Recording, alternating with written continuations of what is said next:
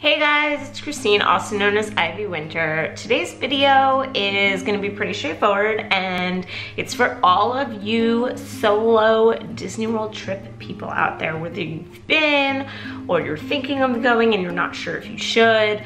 I just wanted to talk about what I think are the top 5 pros of going to Disney World alone. You know, we talk a lot about going with family and friends and groups, and you know, I've talked about that in the past, what it's like to go with a group and go alone, and how do they compare, and they are really different experiences, so it's kind of hard to compare them. I think they're both really great, but my heart is a little bit with solo trips. I've done them a couple of times. I've also just done days on bigger trips where I was solo, and this really is a video to talk about, you know, what's great about them. And I think a lot of the time we hold ourselves back. We think that we can't vacation on our own. Forget Disney World, just in general. I think a lot of people have trouble traveling on their own, even going to a movie alone or dining alone. And you talk yourself out of it, and that it's not gonna be fun and it's not gonna be worth it. You'd rather save the money for when you can go with people or whatever the reason is. And I think that a solo trip can honestly be one of the best experiences you'll ever have because of, well, just a variety of reasons. And so here are the reasons I think that you should go if you've been thinking about it. And if you have gone solo, I'd love to know if you agree with these. Number 1 is you get to do whatever you want. I've talked about this plenty of times in past videos, but it's incredibly true.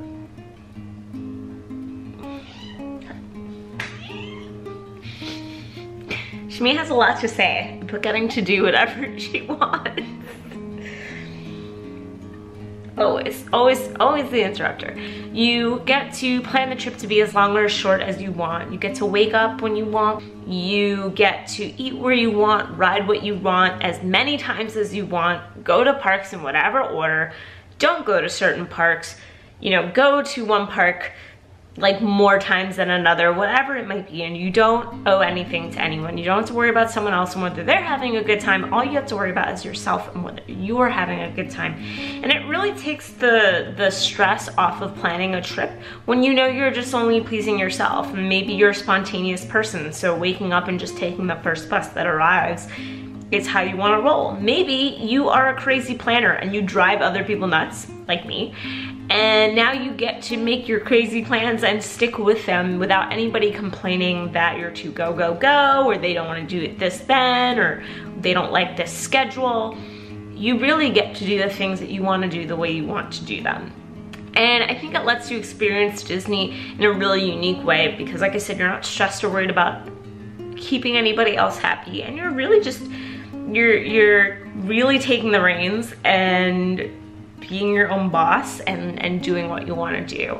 And I think that it is the #1 biggest perk of going alone. I mean, there's plenty of others, which obviously we're going to talk about, but for that reason alone, I hope that convinces you to go, because having that freedom and the ability to do whatever you want is just amazing. Number 2 is having an entire hotel room by yourself. It's awesome. I mean, come on, let's be real.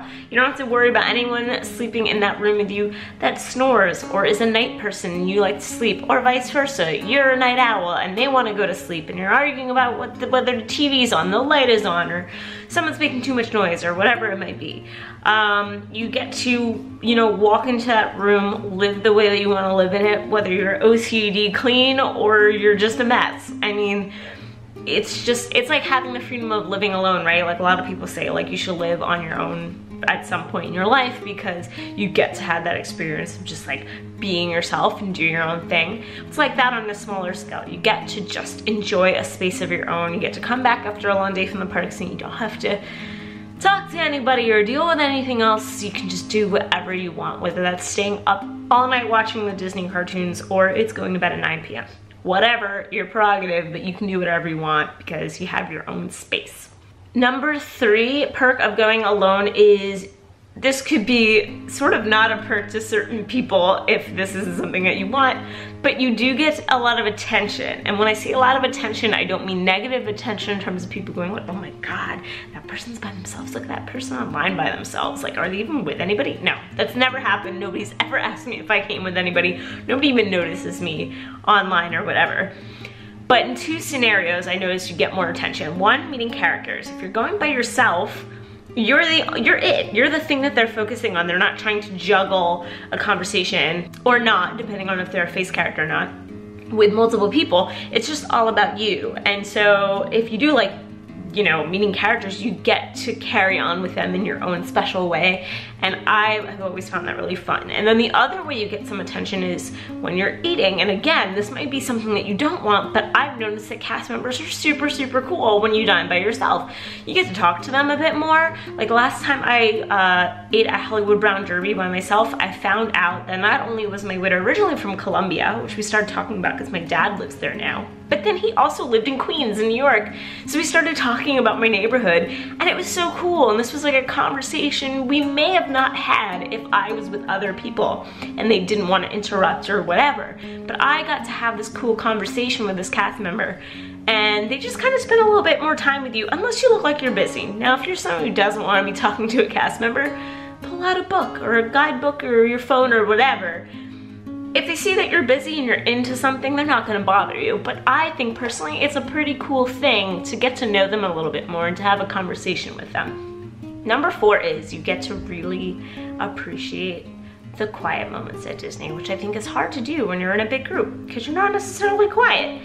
And you might think quiet Disney, that's not even possible. But yeah, it is. You know, there's definitely quiet spots around the park that you can find and really sit and take in the atmosphere and people watch. And that's something that maybe you can do with 1 or 2 other people, but you can definitely do alone. And it gives you a really different perspective on the parks, one that I even never had before. And I think it just lets you kind of soak it all in and enjoy the experience and where you are instead of just always being in the rush in the conversation with other people.